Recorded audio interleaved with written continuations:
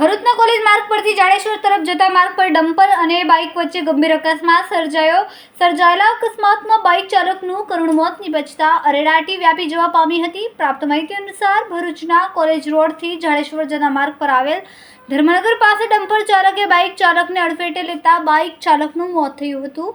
ઘટનાની જાણ Bharuch C division પોલીસને થતાં ઘટના સ્થળે દોડી આવીને ડમ્પર ચાલકને ઝડપી પાડીને કાયદેસરની કાર્યવાહી હાથ ધરી છે।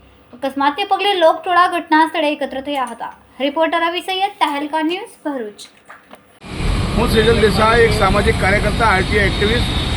આજ રોજ સવારે જે ઘટના બની છે એ ભોલાવ ગ્રામ પંચાયતની હદની અંદર આવેલ ધર્મનગર ટાઉનશીપ, જ્યાં એક ડમ્પર ચાલકે એક અજાણ્યા વ્યક્તિની જે બાઇક સવાર હતો તેની પરથી ડમ્પર ફેરવીને એની જાન લીધી છે। આ મુદ્દે આગળ બી ખાસી બધી રજૂઆતો ભોલાવ ગ્રામ પંચાયત દ્વારા કરવામાં આવી છે। જે બેફામ ત્યાં આગળ જે ડમ્પરો ચાલે છે અને જે મેઇન રસ્તો બન્યો ત્યાંથી બી બેફામ ગાડીઓ ભાગે છે। ત્યાં આગળ 3 સ્કૂલો આવેલી છે, એ સ્કૂલોના છોકરાઓ બી ત્યાંથી જ અવર જવર કરે છે।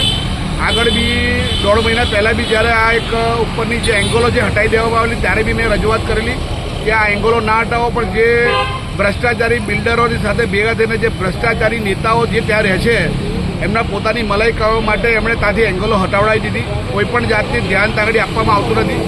ભોલાવના જે સરપંચ છે તે બી કુંભકર્ણની નિદ્રામાં કામ કરે છે। આજે જેના ઘરનો ચિરાગ બુઝાયો છે એના ઘરને ખબર પડે કે શું પરિસ્થિતિ, એ પોતે ત્યાં કમાણી કરવા માટે જ આવતા હતા। પાછળ જે મસાલા, ધાણા, જીરું, મરચું, હળદરની ફેક્ટરી છે ત્યાં આગળ એ કામ કરતા હતા ભાઈ, વલણના છે ભાઈ।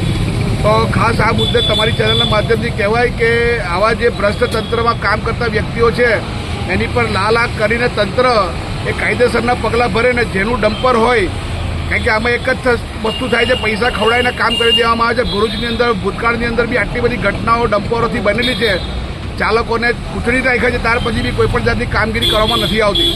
માટે આપના ચેનલના માધ્યમથી હું તંત્રને ખાસ રજૂઆત કરું છું કે જેનું બી ડમ્પર હોય એના માલિક અને જેના બી સાઈડ પર આ કામ ચાલતું હોય, કારણ કે બેફામ દિવસ રાત તારી માટીઓની ટ્રકોની ડમ્પરો અવર જવર કરે છે, માટે તાત્કાલિક અસરથી એની પર કાયદેસરના પગલાં ભરાય અને જે જરૂરિયાતમંદ વ્યક્તિ છે જેનું મૃત્યુ થયું છે એના પરિવારને સહાય પહોંચતી કરાય, એ અમારી માંગણી છે।